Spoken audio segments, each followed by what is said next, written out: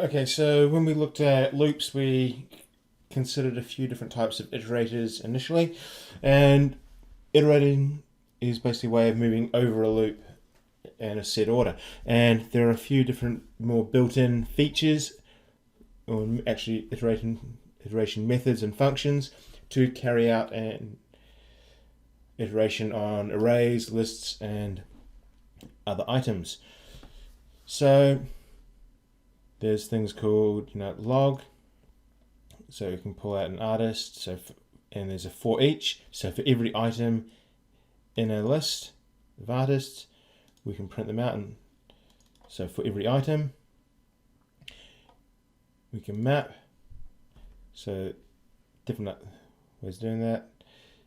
And filter. So we can only pick out, say, the ones where things are numbers and so on. So there's a few different ones that we can use. The most common one is this ForEach, which means we can just loop through a list in terms of order. So here we've got ForEach, map, and filter. So we're just going to run this code and let's have a little look at how it runs and what actually happens with it.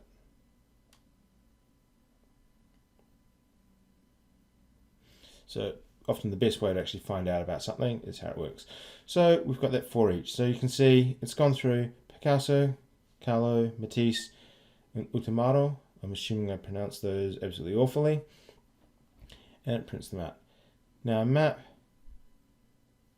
it's actually printing out a square. So the numbers 1, 2, 3, so 1 squared, 2 squared, 3 squared, 4 squared, 5. So let's map them out and pretty much done those in order.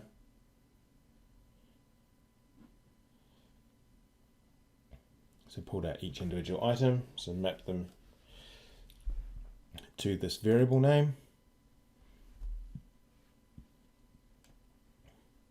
And this last one is only pulled out 5, 3.14 and 100. So it's filtered them and only found the ones of a certain type. So it can be quite useful. So we're going to start with looking at the ForEach method. So for each item in the list. So we've got 1, 2, 3, 4 different types of groceries here. Our identifier and our array, indexes 0 to 3. But when we use the ForEach, we don't need to worry about those indexes. So it calls the ForEach method and gets each value. So the return value is always going to be undefined. So it's never actually going to give us an answer because we've actually got to use it to print something out. So for each, and it's going to print our items. So we can use the arrow syntax, or actually just print out the grocery items and so on using a callback function. So there's a few different ways to sort of access it. So let's go and have a look.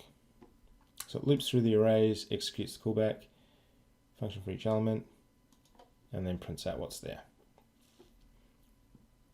So we can either use the arrow, or we can create a print grocery, which gives us the element, and then it prints it out. So we can pass that function in, like when we use the higher order function. So it'll tell us every item, it'll go and carry out this function, and it'll just go and run this section of code using that element. So let's have a look. So we want to iterate over the fruits array, saying I want to eat a, and then the name of the fruit. So for example, first one will be I want to eat a mango. So we can do fruits dot for each. I'm just going to put that onto another line. Now, if we go back and look at the structure of the code, we can give it the element name. Might just call that, so let's say item. Could call it fruit item. And then we're going to use console.log. And I'm going to just log that item to the screen. Oh, do I need that semicolon? Yes, I do. Oh, not actually there. So let's go on and log those out.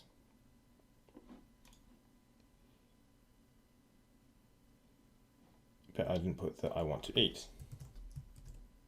But it has printed out. Now, the other way of doing this, so I'm actually going to go and create this whole separate function. So let's go and have a look at actually creating this separate function to do this.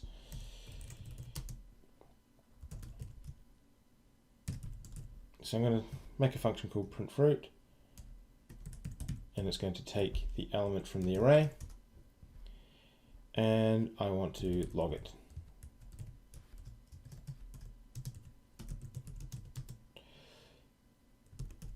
So I want to eat,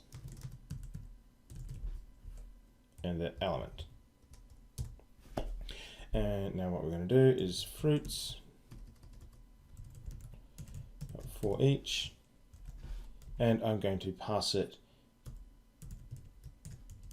just the name of that function I want to use.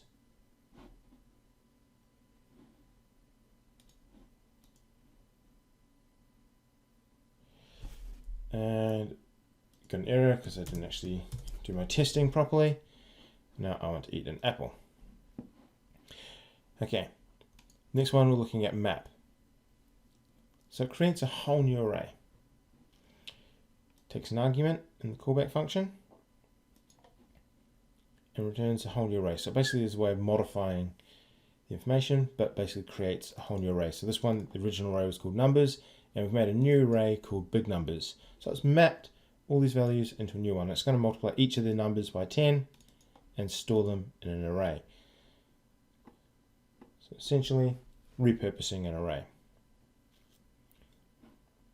So let's have a look. So we've got console.log, so we get those different numbers there. So it's multiplied each one by 10. So add your code under the animals array. So we're going to look at on line 11 here, and before the line second message join, actually, so on line 4, map a new array that contains the first character of each one. So I just want H, E, and so on. And we're going to call it secret message.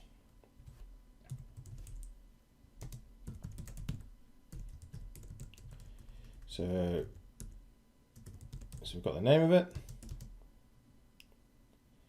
and we're going to use animals.map. Now, if we look at how we structure this one, so we're going to might just call it animal.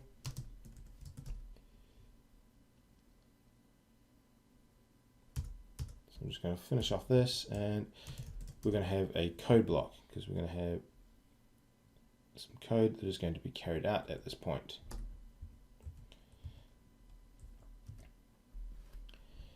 And I want to, each time I do for each item, I'm going to return animal. And I'm just going to hard code that in to get the 0th indexed. Because that's, remember, a string is just an array of letters or characters. So the new array in a constant variable, let's run that and see what we get. Okay, oh, didn't need to be 2 equals, just a single one. So we've run this, and we've now actually stored all those in there. Now we're going to use map to divide all these by 200 and a const called small numbers. So we've got constant small numbers, and we're going to do the same process. Big numbers.map, open bracket, just going to call it num. Let's just put some squiggly brackets there. Now, what am I going to return? I want to return num divided by 100. Okay, awesome.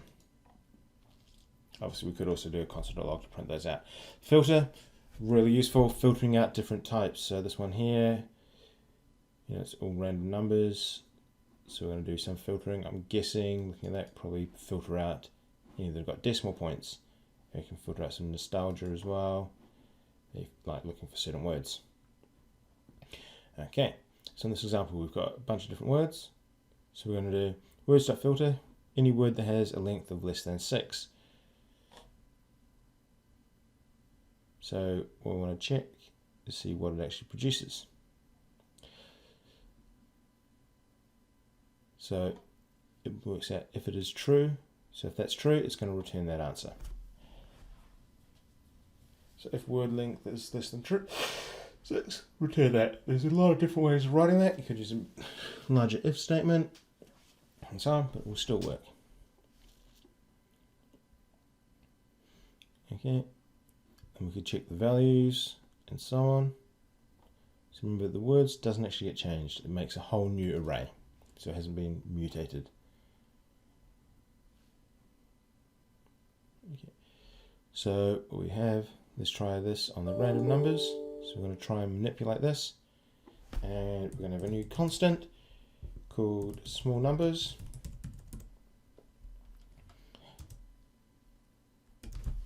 And we're going to have random numbers, not filter. If we look at how it's written, remember it's all very similar to the others. So we have the name of the filter,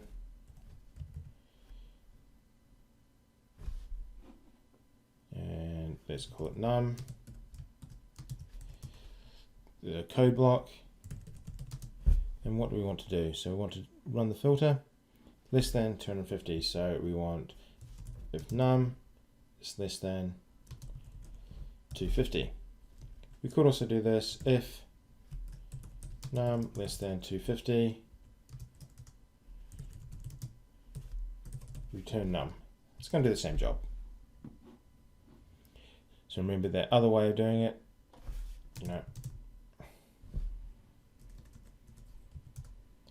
just, and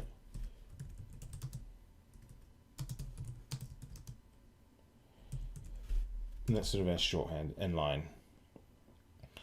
Now we're going to do a deal with a bunch of strings. So we've got our favorite words, and we want long favorite words. So we're still doing this, but in reverse, something that's greater than 250. So we're going to get another constant, long favorite words is assigned to favorite words. Dot filter. We're going to have word, open bracket, squiggly brackets, and this time we'll just return the word when it is greater than 7 characters. And I need to make sure that is spelled correctly, long favorite words. Filter, favorite words, constant, favorite words, dot filter.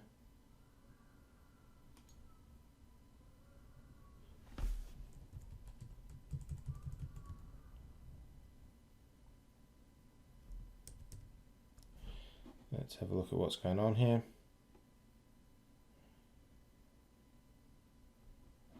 Return word dot length. I need to get how long that word is.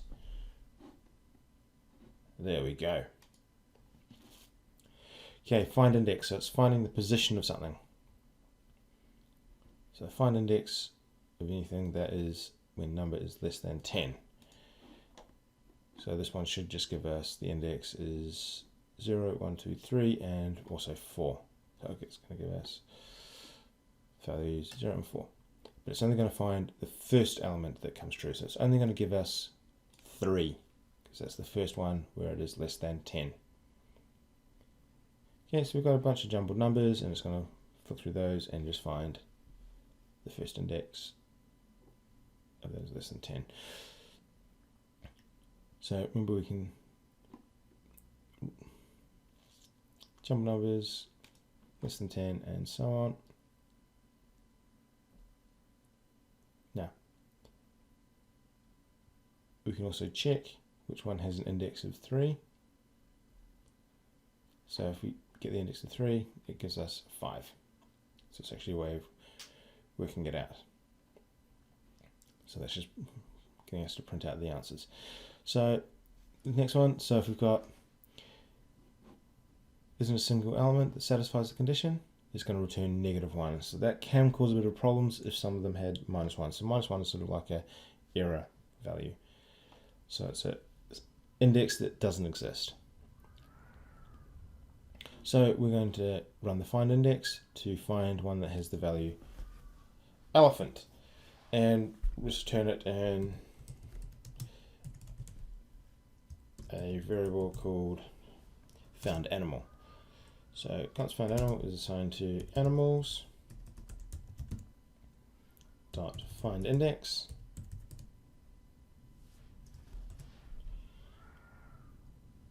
and we're going to use Annie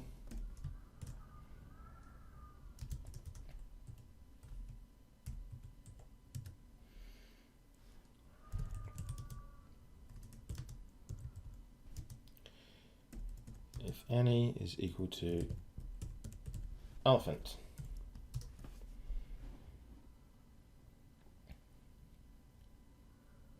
Okay, so let's see if we can just do it with a starts with. So remember, if you're not sure about anything, you might want to look at the cheat sheet to try and help you out with some of the different functions. So we're looking at,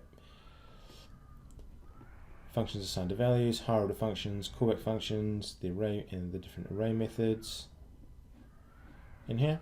So that's always quite useful to have up. So const starts with S, and I'm going to use the animals again. I want to find the index. I'm going to use that Annie.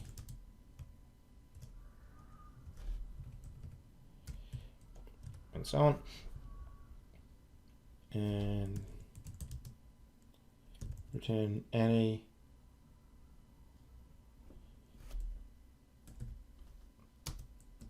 And its first letter is an S. And once again, spelling is key. Let's make sure you got all that spelling. So it's just getting any animals with the first letter of S. So if we actually were to log that, you can see it prints out the index of the one that starts with the first one that starts with a 0, 1, 2, 3. So it's getting that one, but it doesn't get this one. Okay, reduce, which is pretty good. Iterating and reducing the array. So accumulator and current value. So let's have a look at what we're going to do. So this will go through all the elements of the array and sort of compress them down into generally sort of one value. Returns a single value. So reduces the array. So we could use this to sort of go total up things. So we'll here 1, 2, 4, and 10. So we get the first part on the first iteration through is 1. Current value is 2. Return value is 3. So it's picked up the first value and stored it as 1. So it's our current running total, but it's actually starting with the number 2. So it's got 2 as the current value, add those two together. 3, that becomes the next point. So that's a starting point for here. 3 plus 4 is a 7, that becomes a starting point for here. 7 plus 10 is 17. So numbers is the array that contains numbers. Some numbers is what's actually going to store and reduce. And essentially it's a way of compressing all the information in the array. Generally, probably only going to use this with an array of numbers, because how do you really reduce words together other than just joining text and concatenating it? So accumulator is 100, current value is 1, add 1 on. Next one's 2, 7, and so on. Just depends on what our accumulator is like our starting value. So there's a second argument that we can give, which is basically gives us our starting value. So in this case, we ignored a starting value, so it just used the first item in the list.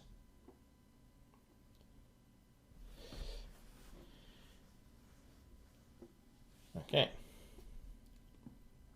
So let's have a go. So we're going to practice using reduce and using console.log to check the values as it works through. So we've got an array called new numbers. Let's make a new variable or constant called new sum using the constant keyword and the value calling reduce on it. So we've got new numbers dot reduce. Let's have a look at what we're going to want to do. So we need to give it the accumulator and a new value.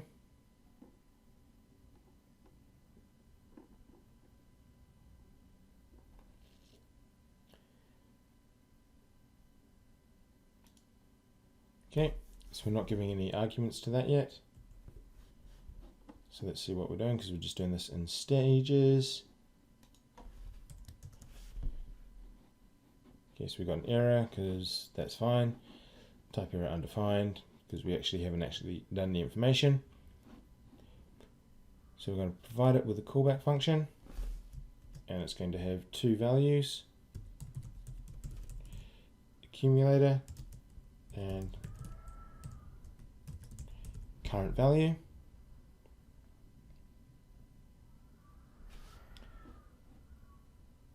So we're going to now could do this using an arrow function.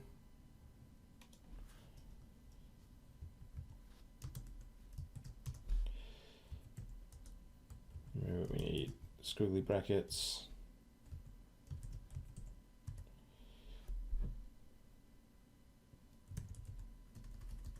Let's see what we've got here.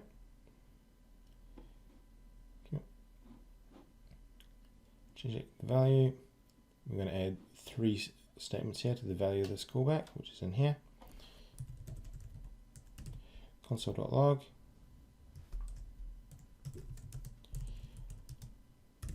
So the value of the accumulator.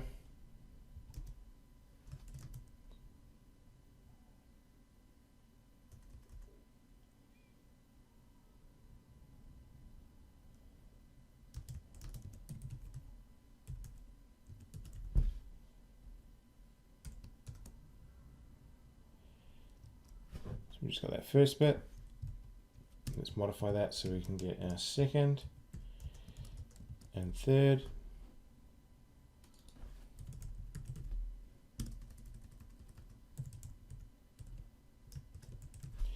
So value of current value.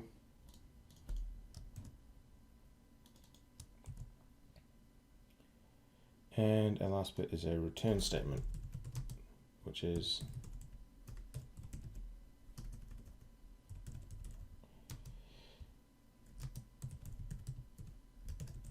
note here we're just adding it, but you could do whatever you wanted. You could do multiplication, division, run a whole bunch of other code.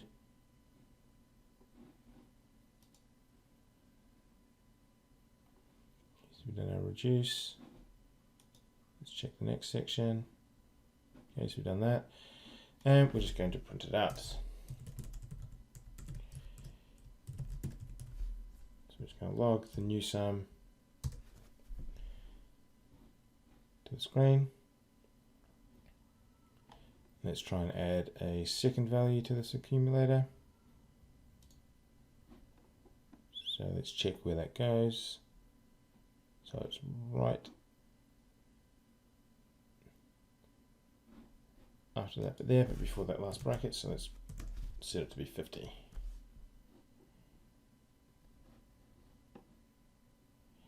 Actually, it wants us to set it to 10, so let's try that. So it's modified it, so it now starts at 10, 11, 14, 19, plus 7 is 26. Awesome. Okay, there are a whole bunch of other different methods in the iterator. So on the array iteration page, all the different sort of details about how you can actually go and use these different arrays and so on. Okay. So we've got short definitions, iteration, array called words. So we want to create a new array of interesting words and check that they are fewer than 6 characters long. There's something missing in the words length. Fix this method so that it's true. So let's just run it and see what happens. Okay, so word.length. Okay, so we've got words.sum. Okay, so let's go and have a look at this bit here and let's find a documentation. Let's try and find, so we've got the prototype sum. So let's go and see how this one works. So we've got a description and some examples. So sum, it takes an argument bigger than 10, so it's sending us basically a function. And if it's greater than 10, it's going to print that out. So it's going to give us some of the answers. So sum is greater than 10. So I'm guessing we're probably not going to have some of the information here. So words bracket sum. So we're missing the commands that go inside here. So let's have a look. So we need something that goes in here. So what values are we wanting to look for? So let's have a look. So we need to send it some information. So let's try sending it a word. So that make a variable here, because we've got this variable here, but we haven't actually created it. So let's look at what we've got. So we need to modify it so that we send that word as a parameter to this function here. Okay, now we're going to want to do some filtering. So let's print it out true. So use the filter, anyone that's more than 5 characters, 7 a new variable called interesting words, which is a constant.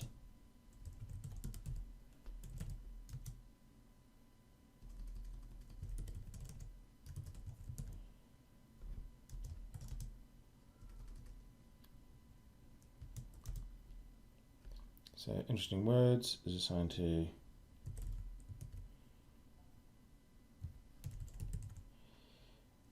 words.filter.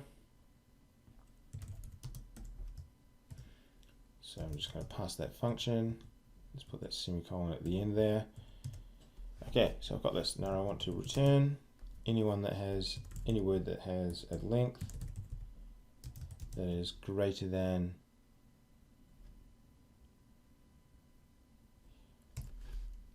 5.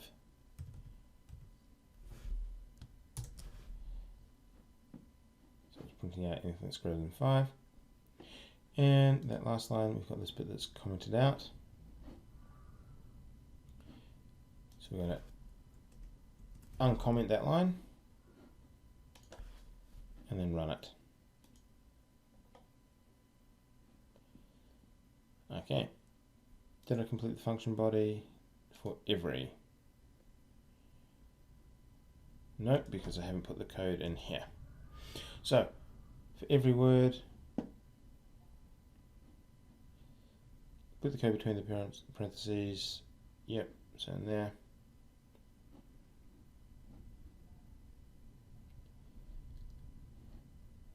So it's going to won't be finding stuff there. So I want to return words that are greater than 5. So I'm going to return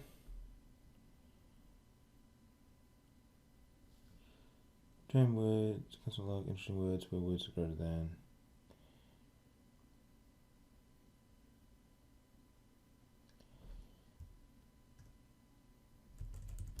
words greater than equal to 5. Let's try that. Nope. So let's have a look at the every. So it tests whether they've all passed. And so it's going to basically, if everyone in that list is true or false. So it should only give us a true or false. So let's just try that. Let's see if it gives us the answer. Nope. What do we want it? Okay, so what to get? So we want to return word dot length. So we're going to put the condition greater than or equal to 5. Let's see what answers we're going to get. So all the ones that are greater than or equal to 5. Okay, obviously using the right iterator is pretty important. So there are going to be some different errors that pop up. So let's just run this and see what we get. Wow, a lot of errors. Have you visited this city? So probably not going to actually get a city. Here. City goes to console. So where's the first method called? Okay, so what are we wanting to do? Have you visited this city? So I want to try and find something that's going to match up a city. So it's going to print them. So that's going to be a for each, because I want to do it for each method. So it prints out each different one of those cities. So for each city, print it out. In the second, replace the word method. So what are we going to use? Choose new array and the elements that are longer than it. So we want to filter.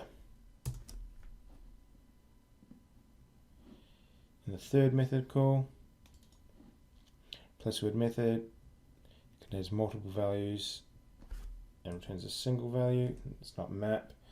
What is this one called? I cannot remember.